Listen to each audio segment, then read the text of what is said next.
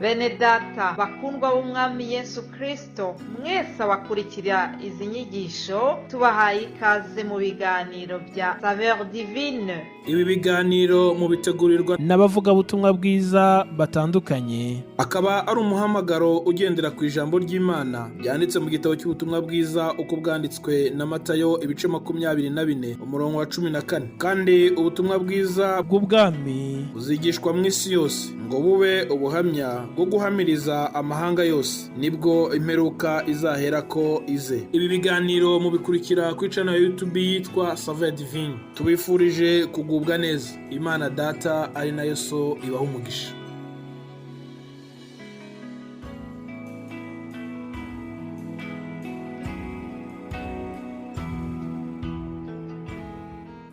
Yesu ashimwe bakundwa nshuti z'umusaraba.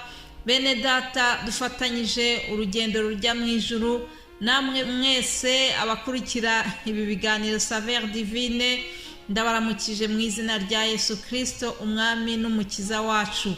Birashoboka yuko waba ukurikiye ibi biganiro ari inshuro ya mbere. Imana iguhe umugisha, tukwifurije ikaze mu kumva ijambo ry'Imana rigufiya. Nukuri Imana ishimwe, turakomeza kunezererwa yuko yaduhaye gutangira uyu mwaka, tukaba twararangije umwaka washize turi bazima. Uyu mwanya mbavugisha ndi muzima, ndahumeka, ndavuga ijwi rigasohoka. Iryo ni ishimwe rikomeye ku Mana. Niba nawe umva ingingo zawe zose zikora neza, umfashe tuzamurire Imana icyubahiro. Haleluya. Ndakomeza rero kubashimira mwebwe mwese abadushyigikira muri uyu murimo mwiza w'ivugabutumwa. Turabashimira abashobora gusangiza abandi ibi biganiro tubagezaho. Imana ibaha umugisha. Umuhate wacu ntabwo ari ubusa ku mwami Yesu. Haleluya. Nkuko rero mubimenyereye buri wa mbere mbaha umutwe w'ijambo tuzaganiraho. Muri iki cyumweru tuzaganira ku ijambo rivuga ngo isaha y'Imana, cyangwa se igihe cy'Imana. Igihe cy'Imana iyo cyageze, byanze bikunze ibyari bifunze birafunguka. Haleluya. Imana yacu yafunguye, nta muntu n'umwe washobora gufunga ngo yongere afungirane ibyo yafunguye.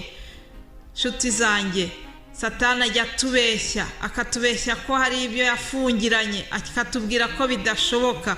Ariko reka nkubwire ngo ntukumvira ayo majwi. Satani ntabwo afunga, nta rufunguzo agira. Yesu yararumwambuye. Haleluya.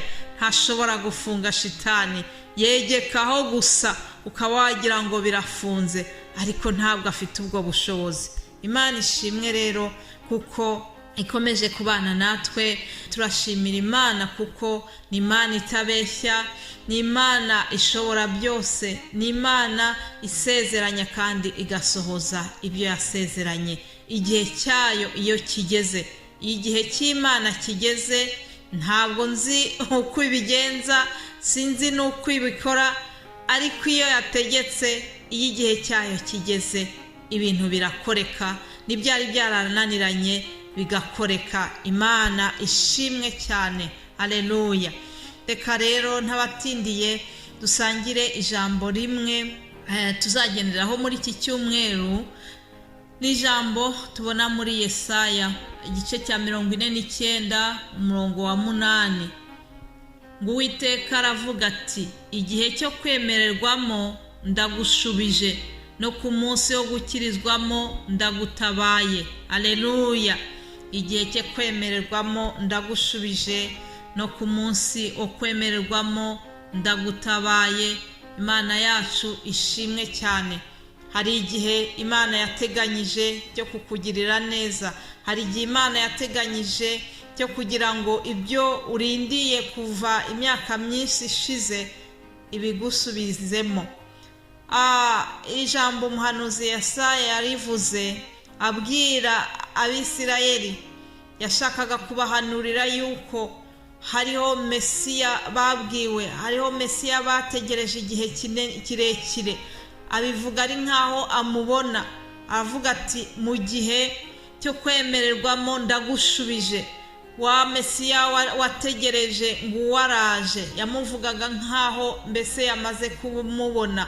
Rero Imana nubwo hari hashize imyaka myinshi, igihe cyarageze, Isirayeli iratabarwa, Isirayeli ibona umukiza nk'uko ubuhanuzi bwari bwarabivuze. Imana yacu nishimwe. Mu minsi ishize muzi neza yuko twizihije umunsi mukuru wa Noheli, akaba ariwo munsi twibukaho uburyo Yesu yaje mu isi, uburyo yigize umuntu. Nongere mbibutse yuko Yesu ntabwo yatangiye kubaho umunsi avuka abyawe na Mariya. Oya, Yesu umunsi yabyarwaga na Mariya, ikintu cyari kibaye nuko yihinduye umuntu. Ubumana bwe bwagombaga kugaragarira biturutse mu kubyarwa na Mariya, ariko n'ubundi na mbere yaho yabagaho. Ijambo ry'Imana mu butumwa bwa Yohana rirambwira ngo mbere na mbere hariho Jambo, Jambo uwo yahoranye n'Imana kandi Jambo yari Imana. Imana ishimwe. Ibi ntabwo mbigarukaho, twabivuzeho cyane mu minsi ya Noheli, ariko naringambiriye kukubwira ngo Yesu Mesiya wari warasezeranijwe yaraje nyuma y'imyaka myinshi, kuko Imana yacu iyo igihe cyayo kigeze byanze bikunze irasubiza. Ikibazo rero kijya kiba ni ukugira ngo umenye neza igihe cy'Imana niba cyarageze, ni ukugira ngo ushobore gutegereza igihe cy'Imana wihanganye. Habaho igihe cyo gusubizwa, ariko hakabaho n'igihe cyo gutegereza mu gihe urindiye gusubizwa. Imana rero ikidusaba ni ukugira ngo mu gihe dutegereje gusubizwa twizere, tureke kubivamo, tureke kwitodomba mu gihe twatinze kubona igisubizo, ahubwo dukomeze twizere kandi dukomeze dushima Imana muri byose. Haleluya. Igihe cyagenwe n'Imana iyo kigeze, nshuti zanjye, byanze bikunze ibintu birakoreka, ibintu birafunguka. Igihe cyarageze, Sara na Aburahamu bari bategereje umwana w'isezerano, igihe kiba kirekire, ariko nubwo byari bitinze, nubwo Sara yari ashaje na Aburahamu nawe ashaje, ariko kubera yuko ku Mana nta kidashoboka, igihe cyarageze maze barasubizwa. Haleluya. Imana ishimwe. Birashoboka yuko nawe waba umaze imyaka myinshi uri kuri uwo musozi, wenda utegereje urubyaro, utegereje kwitwa umubyeyi, nawe utegereje iryo zina ryiza ryo kwitwa ngo mama kanaka. Ndakwifuriza kugira ngo nukuri Imana ikongerere umunezero kandi guhe ukwihangana. Satani ntagutere agahinda ngo uvuge ngo Imana yaranyibagiwe. Oya, ntago Imana yakwibagiwe.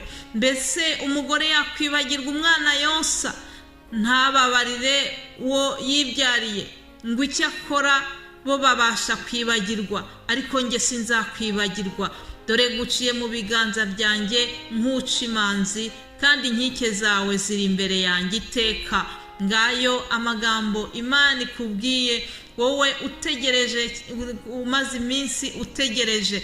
Kandi nanone Uwiteka akakubwira ngo mu gihe ugitegereje isaha y'Imana, mu gihe gitegereje igihe cy'Imana ko gisohora kugira ngo iguhe ibyo wayisabye, umenye yuko atazagukoza isoni.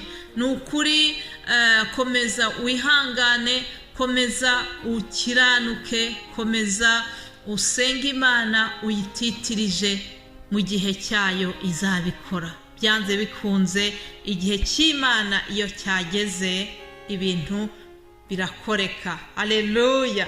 Ngo niko byagenze no kuri Isaka na Rebeka, nabo babanje kuba kuri uwo musozi wo gutegereza umwana igihe kirekire, ariko igihe cyarageze Rebeka arabyara. Imana ishimwe. ijambo ry'Imana ryambwiye ngo maze igihe cyo kubyara kwe gisohoye zari impanga mu nda ye. Haleluya. Rebeka wari wabaye ingumba, Imana iramunezeza, igihe cyayo kigeze imuha impanga Esawu na Yakobo. Izo nkuru muzazisanga mu Itangiriro igice cya 25. Imana ishimwe cyane. Wowe umaze kumva buno butumwa, ndagira ngo turangirize kw'iri jambo ryo kugukomeza. Mu gihe waba se utegereje isaha y'Imana, mu gihe waba utegereje gusubizwa, gutabarwa n'Imana, umaze igihe kinini ku musozi wo gutegereza ikintu kiniki, reka nkubwire ngo Uwiteka ntabwo yakwibagiwe. Ndagira ngo ngukomereshe iri jambo ry'Imana riri muri Yesaya 50:7. Urisome, urifate mu mutwe, urigire nk'indirimbo yawe y'uyu munsi, riragukomeza. Handitse ngo kuko umwami Imana izantabara, nicyo gitumwa ntamwara, nicyo gitumye nkomera mu maso hanjye hakamera nk'urutare, kandi nzi yuko ntazakorwa n'isoni. Haleluya. Yo icyamira ijambo ukarishimangira mu mutima wawe, rikakubera impamba y'iki cyumweru. Kuko umwami Imana izagutabara, nicyo gituma utagomba kumwara, nicyo gituma ugomba gukomera mu maso hawe hakamera nk'urutare, kandi nzi yuko utazakorwa n'isoni. Ndabyatura mpagaze kw'iri jambo ry'Imana. Imana ishimwe, muhabwe umugisha mwese, mugira icyumweru cyiza, muzakomeze gukurikira ibi biganiro tubagezaho binyuze muri uru rubuga rwa Saveur Divine. Haleluya. Amen.